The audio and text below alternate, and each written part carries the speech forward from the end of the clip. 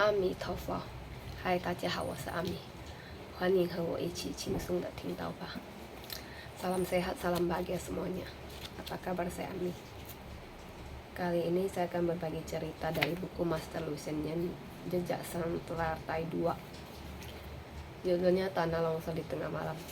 Karena bukunya versi Indonesia, saya akan membaca dalam versi Indonesia dulu, nanti baru terjemahkan ke Hakka ya. Tanah Longsor di Tengah Malam.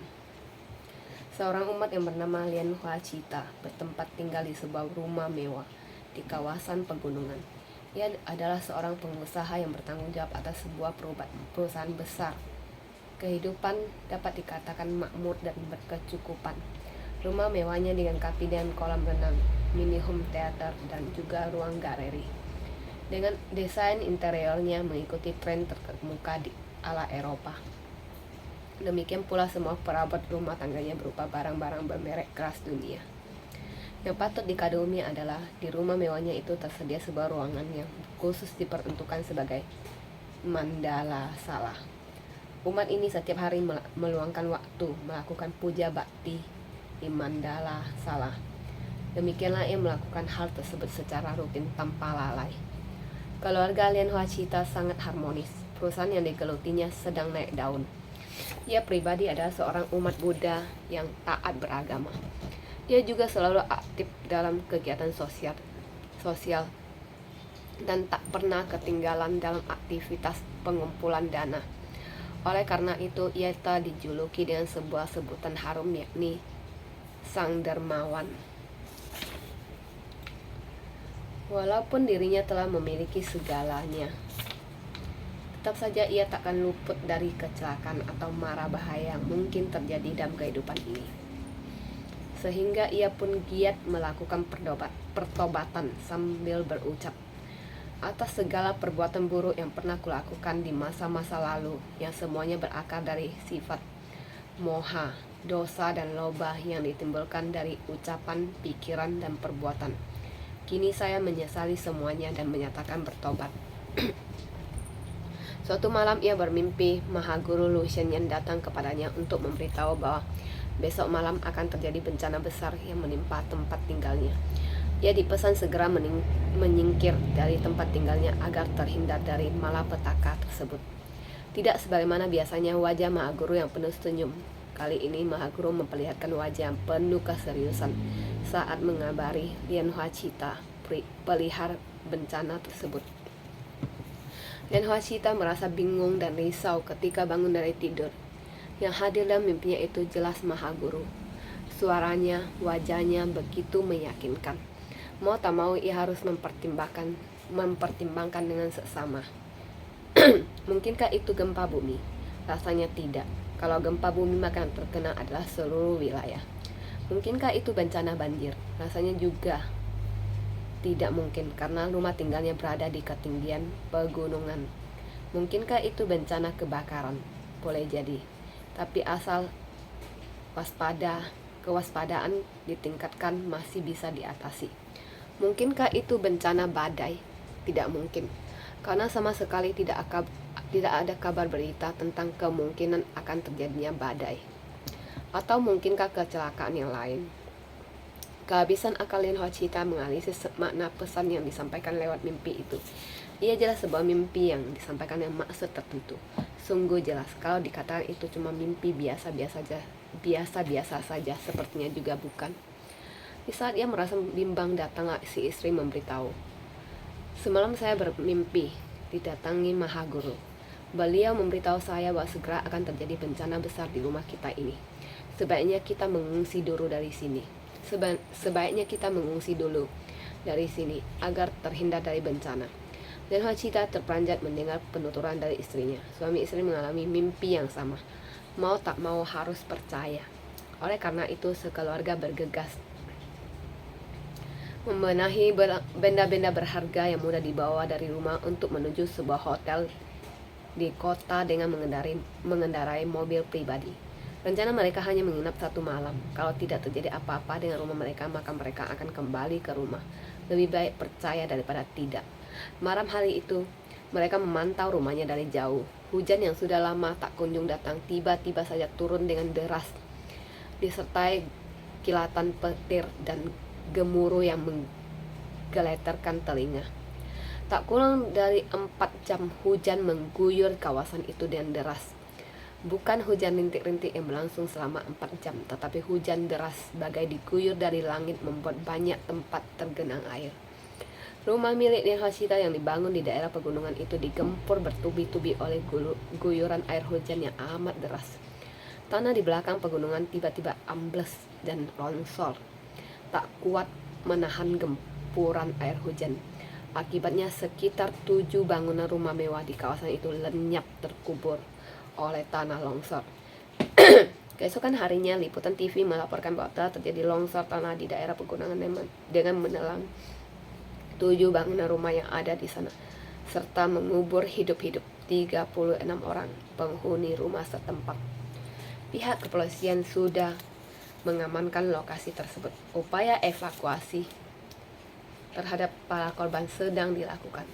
Dalam tayangan itu juga dilaporkan bahwa satu keluarga pemilik salah satu rumah yang terkubur di daerah pegunungan itu beruntung sedang berlibur di kota sehingga terhindar dari bencana yang mengerikan itu.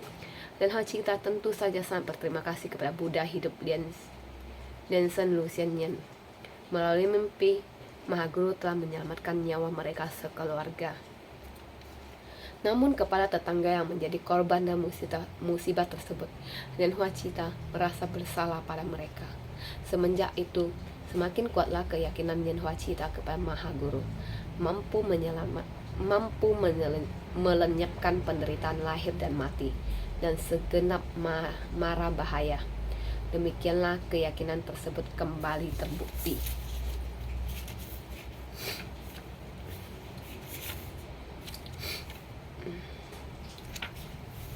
Jadi dari cerita ini dijelaskan bahwa ini ada seorang umat yang rajin melakukan puja bakti di rumahnya setiap hari tanpa lalai. Jadi suatu hari ia mendapatkan mimpi dari Mahaguru Lucian Nyen bahwa akan terjadi bencana di rumahnya. Dan istrinya juga bermimpi tentang bencana tersebut. Jadi keluarga mereka terselamatkan dari bencana tersebut karena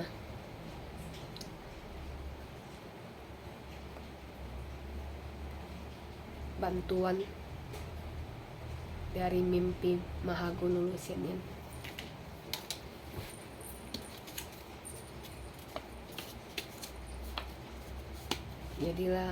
Jadi ini membuktikan bahwa ketaatan seseorang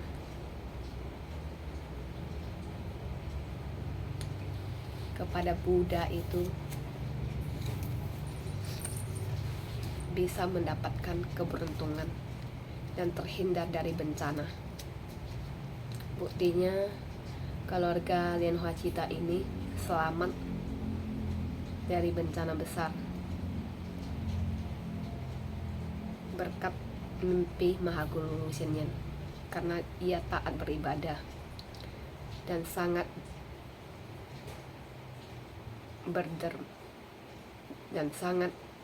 sering melakukan kegiatan sosial, dan ia adalah seorang dermawan.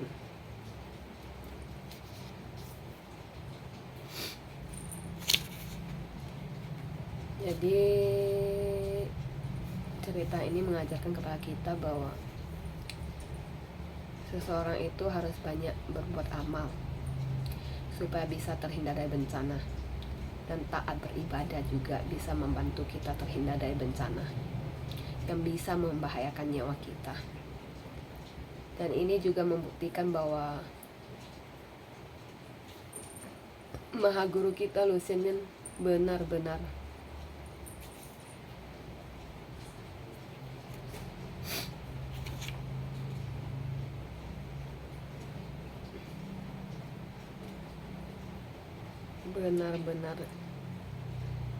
Mahaguru yang sangat baik.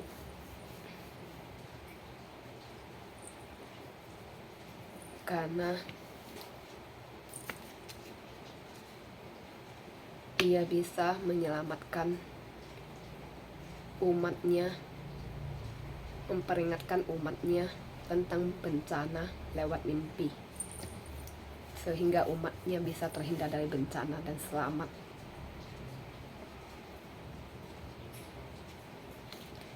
Jadi sekarang saya terjemahkan ke bahasa Hakka ya. Halo ceka hong ya ambil. Vì những ngày đi hàng ngày thuốc ra lùi xe nhẹ su ra nên phát thông chỉ kiểu dân thị nhỉ cái chủ đơn pan dài tanah longsorของmấy những tiêu Hakka tanah longsor nè dụ cha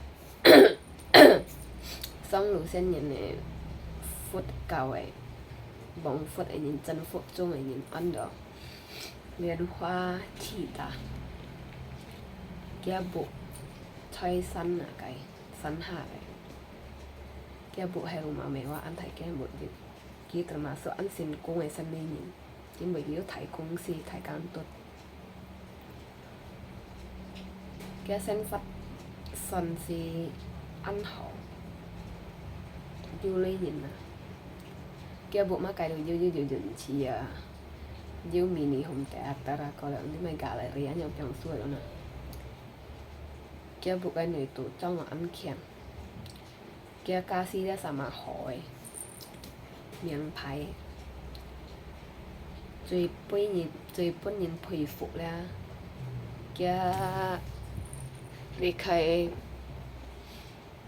cái rumah mewah itu kan cái hậu bộ itu kan yuk khai khusus di khai ruangan kan yuk khai ken tu phòng kenan khusus ki mỗi nhịp wifi phút ấy mỗi nhịp một tiêm mẹ phò lên hóa chỉ tại cá thịnh nhà ăn phò cái công ty nhà ăn cho ăn họ cái本身nàyจะăn kínไปphút ấy nhìn cái mỗi lên ăn hàng sẵn jadi sama konggi sang dermawan hangsan ini nah biarpun kima kayak doju doh tetap ki jaju konan baju nhỏ chay nặng kia nhìn xanh đi tetap cái konan nhỏ chay nặng đâu jadi cái mỗi nhìn an kín chan hui mỗi nhìn nhầm cái gà như cọc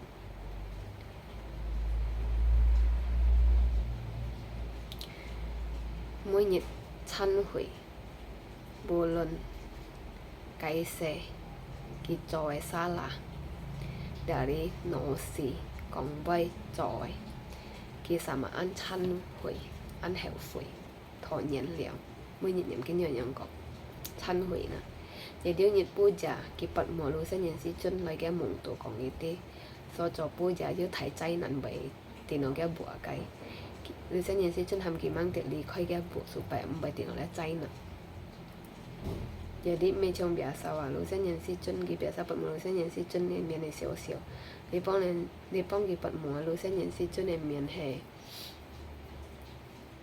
chín là những cọng này xíu xịt thì gặp ăn bụi hiểm này xíu xịt chín chế chay nè mình phát sinh chay nè liên hoa chi ta đều chỉ được ăn bình ngông có mấy Hakka ăn bình ngông nè có ăn kiểu không chẳng là cái chuyện ăn kiểu cái bật mông là chín này rồi sẽ nhìn thấy chân cái sang cái miền chín rồi sẽ nhìn thấy chân jadi cái khẩu lý sống xin chủ cái điều chỉnh đó atau cái chay nè hay thì chỉnh tapi engkau này trong thì chỉnh tin nó sẽ sama tin nóแล้วไม่กี่ตั้งแต่เก็นบุatau cái chay nè hay chìm suối yang engkau này nhưng mà kiểu săn tặng cái vậy săn ăn coi săn tại hà cái atau phổ sao bộ giá cảm tapi asa jika xíu xin khó nên bị cổ hết atau台風唔可能因為冇新聞講會搞颱風atau phát khai chay nè jadi nên hoa chi tha điểm xiong này lu sẽ nhìn si chân thật mồm bún gì chay nè để chín này可能係真，有些人是真白嘅，生食唔係搞笑，唔係比較曬門。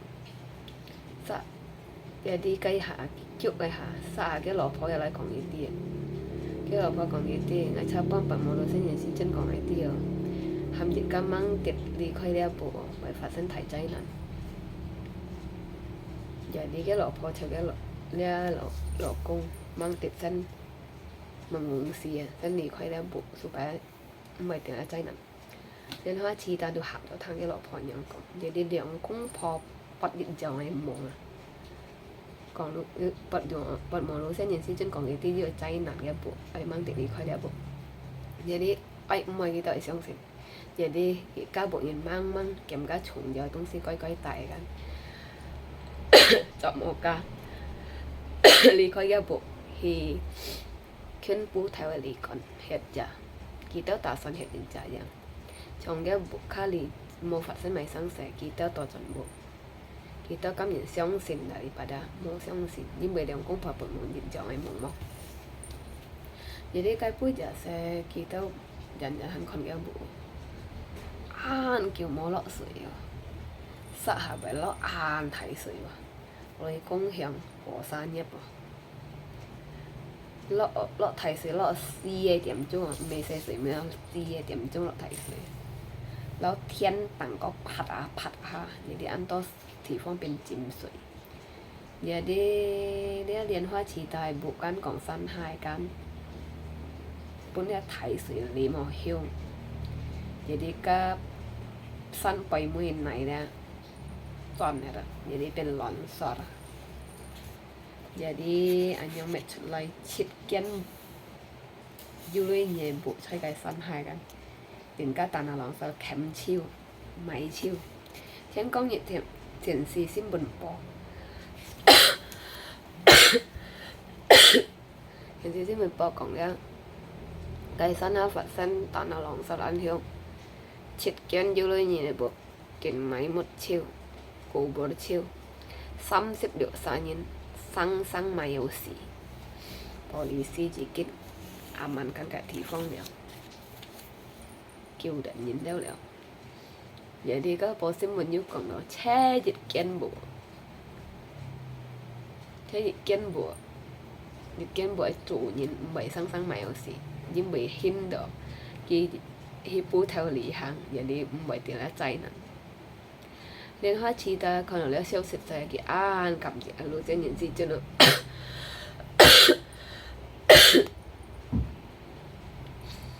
nhưng mà kinh có mong tổ luôn trên những gì chân gì kinh kiểu cái cá bộ như này miệng tapi bagi itu cái cặp biệt gì kinh sang mày xì đó thì nó là chạy nè liên hoa chi ta chiều an hậu phơi chiều tùy đó an xa là một kiểu cái tao giờ đi cái những khói hì一年開始，但只要個人相信是真了，你相信自真，又叫人超越，然後請人解決係生死苦，個馬嘅災難係隔人打發係，jadi dia chứng minh đó, lối xem những gì chân hiểu to lòng mình,解決災難，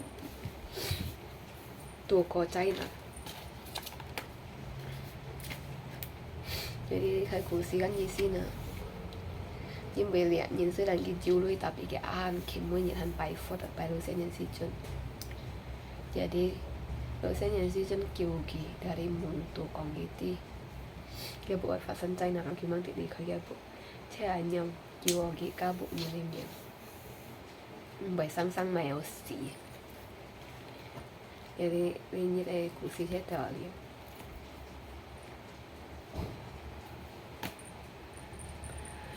jadi cerita kali ini